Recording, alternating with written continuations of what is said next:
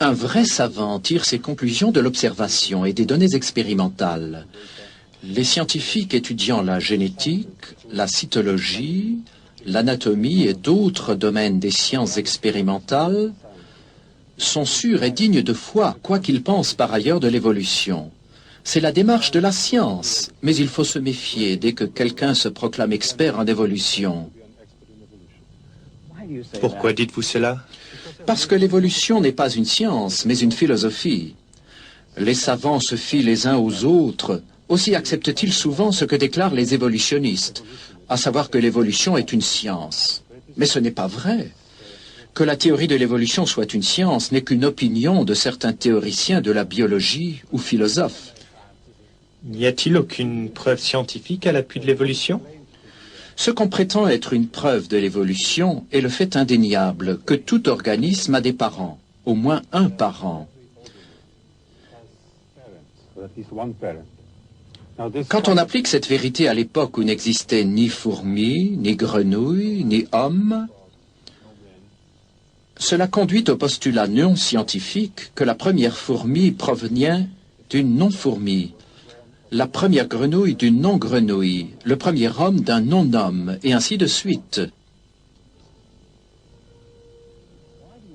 Pourquoi dites-vous que cela n'est pas scientifique? Parce que les données que nous possédons ne le prouvent pas. La science génétique établit clairement qu'un tel changement n'est pas possible. Les évolutionnistes vont encore plus loin. Ils déclarent que des êtres vivants proviennent de matière non vivante. Mais s'il n'existe aucune observation à la base de ce que déclarent les évolutionnistes, comment peuvent-ils convaincre tant de savants que l'évolution serait un fait scientifique? Leur principal argument est que de petites mutations positives ou bénéfiques s'opèrent dans les cellules de la reproduction et sont ensuite conservées par sélection naturelle. Ils soutiennent que ces mutations s'additionnent et amènent une espèce à évoluer graduellement vers une autre espèce.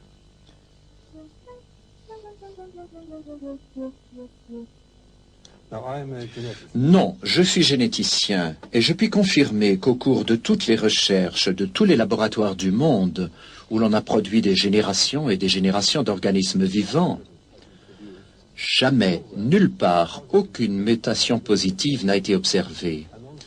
Et dans la population qui a été la plus étudiée, celle des hommes, toutes les mutations connues sont soit neutres, soit négatives. Elles n'ont jamais amené d'amélioration. D'ailleurs, la nature est programmée de façon à protéger l'altération des gènes et à corriger les erreurs qui se produiraient. Mais si les mutations ne sont pas à la base des changements, qu'est-ce qui cause les différentes variétés d'animaux et les différents types d'hommes? Les variétés proviennent des combinaisons, du mélange des gènes pendant la reproduction sexuelle. Les organismes adaptés à des conditions précises se concentreront dans un environnement qui offre ces conditions-là. En se croisant entre eux, ils formeront un groupe qui deviendra une variété. En outre, si accidentellement un groupe se trouve isolé, des traits particuliers y apparaissent et lui donnent un aspect distinct.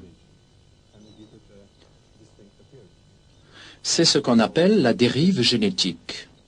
Mais ces variétés ne représentent-elles pas une certaine forme d'évolution? Beaucoup de gens soutiennent que par ce processus, de nouveaux types biologiques vont apparaître, mais ce n'est pas vrai. Tout ce qui se produit, c'est que quelques gènes ont été enlevés à la population globale et la population obtenue s'en trouve appauvrie. Son contenu génétique est amoindri. De plus, s'il n'y a pas de nouveaux gènes, il n'y a pas de potentiel pour de nouveaux organes ou de nouveaux organismes. On obtient seulement une variété différente d'une même espèce. Ce procédé est utilisé aujourd'hui dans l'élevage. Par sélection et isolation, on obtient de nouvelles variétés d'animaux et de plantes, par exemple des chevaux, des vaches, des chiens, des céréales, etc. On sélectionne ce qui est utile à l'homme ou qui présentent telles qualités qui ont un intérêt particulier pour nous. Mais ces populations sont des groupes restreints, très dépendants des conditions extérieures que l'homme leur réservera.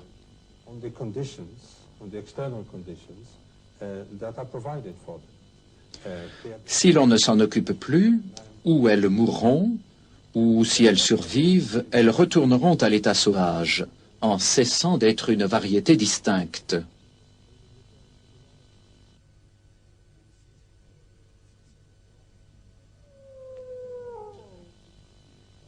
Alors, si les formes de la vie sont plus résistantes à l'état naturel, un changement qui se produirait dans la nature, aurait-il une bonne chance de durer?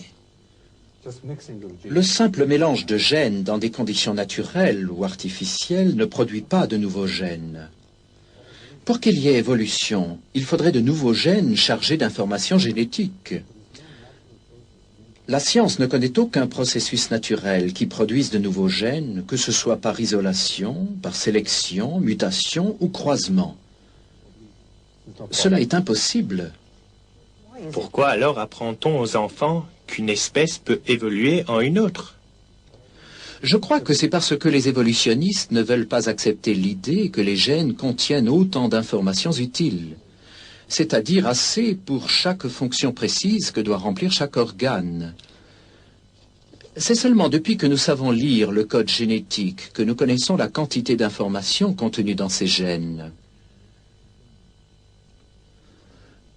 La science ne sait pas comment cette information pourrait apparaître spontanément. Cela nécessite l'intervention d'une intelligence et ne peut arriver par hasard. Mélanger simplement des lettres ne crée jamais de poésie. La biologie moléculaire montre clairement que jamais dans le passé il n'a pu exister d'organisme simple. Tous les organismes vivants, aussi primitifs qu'ils paraissent, sont complexes en réalité et regorgent d'informations, lesquelles ont dû être là dès le début. Par exemple, le système redoublé dans la protéine très complexe ADN-ARN de la cellule doit avoir été parfait dès le début. Sinon, les systèmes vivants ne pourraient exister. La seule explication logique est que cette grande quantité d'informations provient d'une intelligence. Chaque bactérie, chaque cellule microscopique est programmée avec tant de précision que nous devons supposer que l'information qu'elle contient doit venir d'une intelligence bien supérieure à la nôtre. Les évolutionnistes ne veulent pas accepter ce fait si évident. Aussi produisent-ils des théories qui n'ont pas de valeur scientifique, car elles n'expliquent pas comment la nouvelle information génétique serait produite.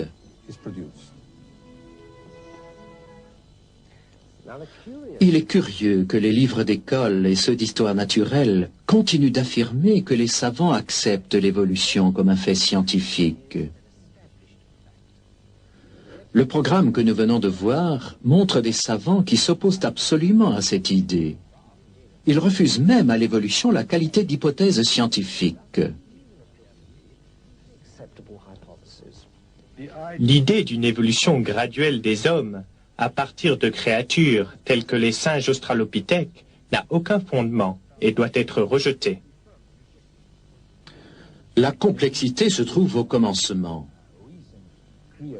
Pour le généticien, c'est une preuve indéniable que l'évolution biochimique n'a jamais eu lieu. Donc la théorie de l'évolution n'a aucun fondement dans la géologie. De nombreux processus naturels indiquent pour la Terre un âge relativement jeune. L'évolution n'est pas une science, c'est une philosophie. Nombre de savants arrivent à la même conclusion.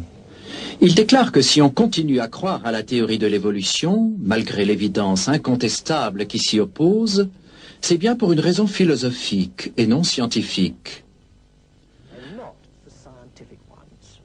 La récente découverte qui montre que les strates dans les roches se forment latéralement est d'une importance capitale. On ne peut plus ranger les espèces fossiles en grades évolutifs. Cela explique pourquoi on n'a jamais découvert de lien fossile entre les différents types d'animaux ou de plantes.